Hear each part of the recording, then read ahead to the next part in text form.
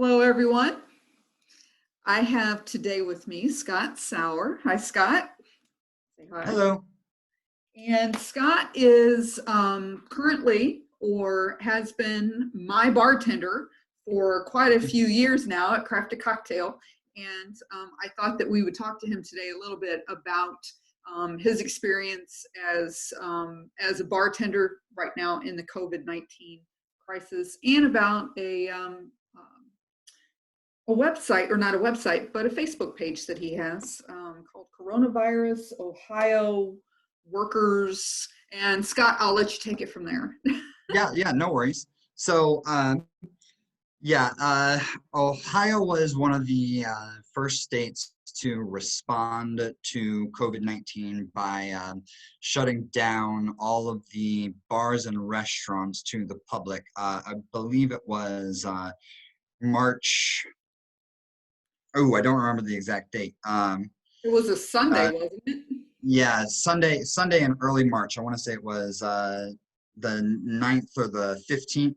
And it was very sudden, and everyone kind of knew, and everyone kind of not necessarily knew that such a drastic measure was coming, but that weekend was the first weekend that numbers had kind of started to spike. We saw the first case come about in Ohio, and Governor Mike DeWine made the immediate decision in a press release to shut down all the bars and restaurants. And we'd already been hearing, through the week how crazy the grocery stores and everything were getting.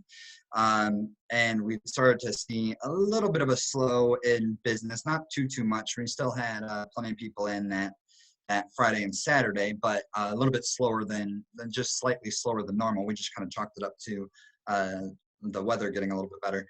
But yeah, so they made a decision to shut everything down, and everybody's response was, "Oh my gosh, what are we going to do?" There was definitely nothing in place at that time, even from the unemployment side, as far as how it was going to be handled. So my first reaction was to start compiling resources, both mostly for my staff, but as a part of the greater community as well. And I ended up starting a Facebook group called Coronavirus Ohio Restaurant Worker Resources, and shared that with, of course, my internal staff, and then sent out a few invites to other people that I knew in the industry. Yeah, exactly. Yep. I figured you'd be very interested in what was going on in that front as well. And Summer, of course, Summer as well. And I also sent it out to a few of the USBG folks that I know. And that was, I started that about 2-3 hours after the announcement. And within a week, it was at 7,000 people. Within 3 weeks, it was up to 25,000. So, it was definitely got the outreach very, very fast and very quickly. And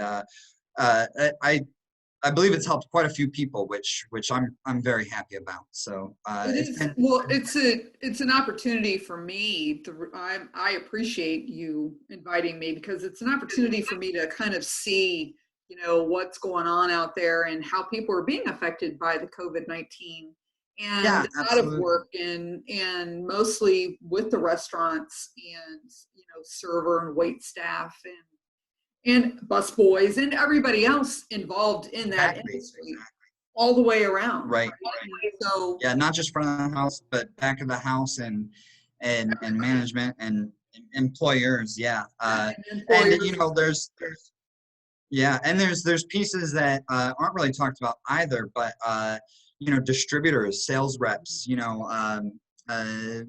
the food suppliers, the beverage reps, the Drivers. supply chain. Yeah, the supply chain, exactly. It spread.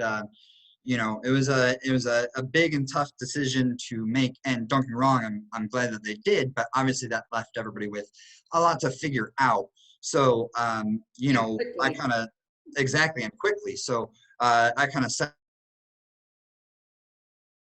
mind a bunch of that information, and and post it out there for everybody to see and navigate through pretty quickly, not just as far as, what's going on with unemployment, but also the types of grants and financial assistance that's available out there.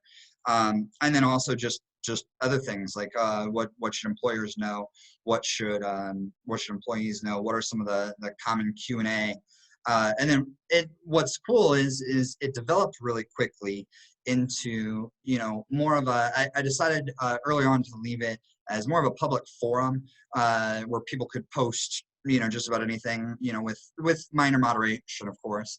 But what it quickly turned into was a live Q&A with so many people, and so many people scrolling through the group and seeing other people's questions.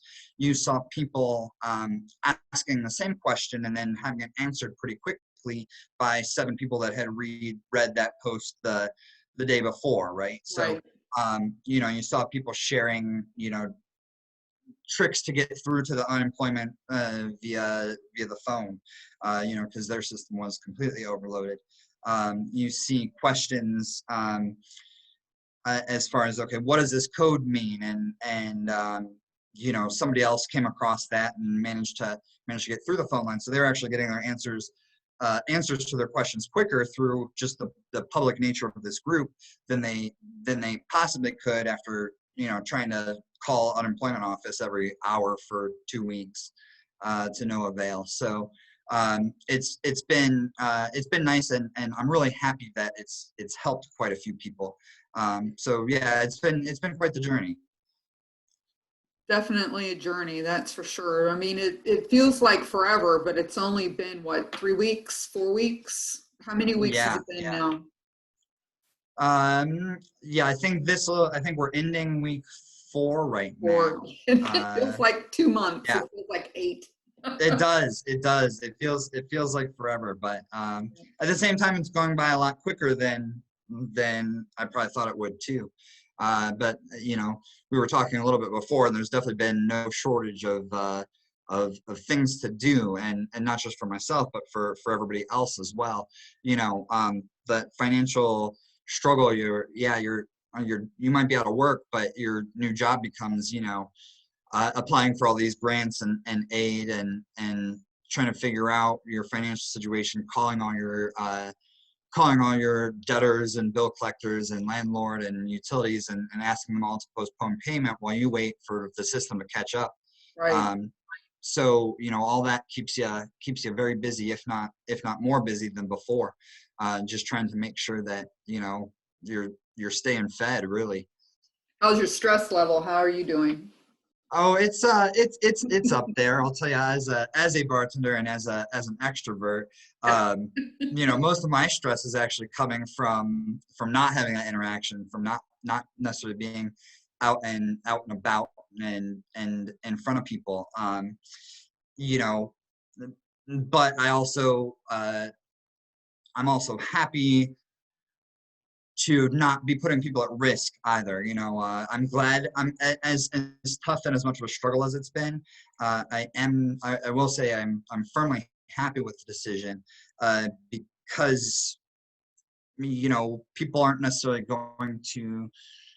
There's a group of people that aren't necessarily going to take that into their own hands and putting themselves and others at risk accordingly. So.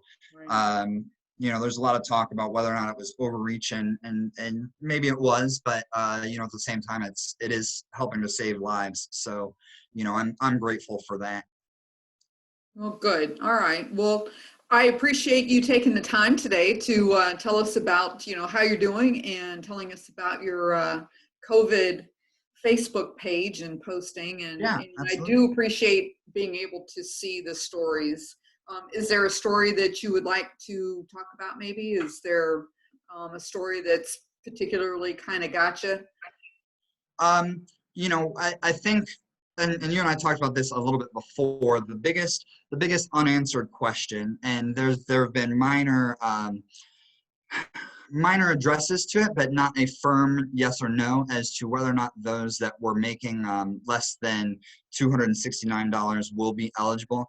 In the press releases, they keep addressing 1099 employees and saying, yeah, you'll be taken care of by the CARES Act and by the federal pandemic unemployment assistance. But there has not been a clear yes or no for those that are making less than $269 a week. You and I did the math on it earlier, and somebody that's working for minimum wage in the state of Ohio at 30 hours a week still won't make that 269 that's required to be eligible for unemployment. You know, without having a choice in the matter as to whether or not they were laid off, and especially as suddenly as it happened, you know, you don't expect the vast number of people that are being paid minimum wage in Ohio to all be laid off in a single night. And a lot of those people aren't hitting a full 40, and if they're hitting 30, it's still quite a busy 30 hours, you know, and those people need to be taken care of. And if nothing else, they at least need an answer to their question, so Right. they know whether or not, you know, they need to find other means, or if they can expect being caught up as the rest of the out of work employees are being promised. Well, I mean, yeah, because let's say that you are someone who has been working 2 part-time jobs. Right. I mean, how does that work?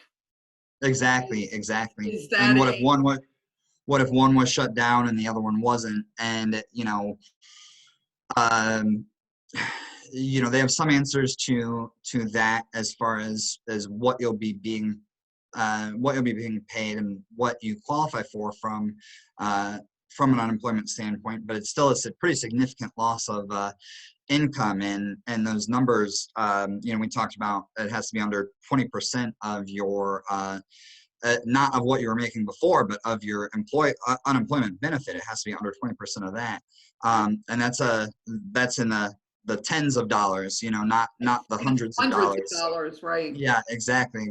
So if you go from making you know, $800 a week between your 2 jobs down to making $200 a week, you know, you're not necessarily going to get much of, if anything, from unemployment as far as that goes, because the $200 a week that you're still making, you know, that's going to cut into some of your unemployment benefits, right? So, Yeah, you know, that's going to leave a lot of people in really, really bad shape, especially if they do decide that those people shouldn't get that federal relief. And also, who's making those decisions? You know, is there a council? You know, they've talked about having received federal guidance, but they haven't been clear about what that federal guidance is. And even that federal guidance only came within the last week, as addressed by Mike DeWine and John Husted in the daily press briefing. releases. Yeah, exactly.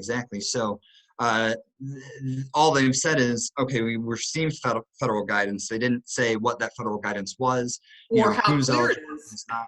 Yeah, or how clear that federal guidance was. Yeah, Or yeah, how clear it exactly. is. So, Yeah, there's a lot all to be said right. about Well, Scott, I appreciate it. Thank you very much for talking to us today. And that. Absolutely, we appreciate and you. and you know, take care of yourself, and hopefully here really soon you can get back to making my favorite cocktail, which is Yeah, the smoked plum tequila. So, you know, yeah, let's hope that we can get you back open here soon, very soon. yeah, absolutely. All right, thanks, Let's Scott. hope. Thank you. Take care Bye now. bye. Bye bye.